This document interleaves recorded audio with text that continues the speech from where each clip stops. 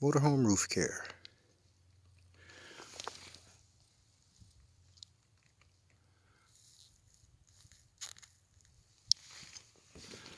We got all the mold off of it, all around the edges. That's where most of it was. And we have a special tool to clean underneath the solar panels. That's good. It's nice and shiny and clean under there.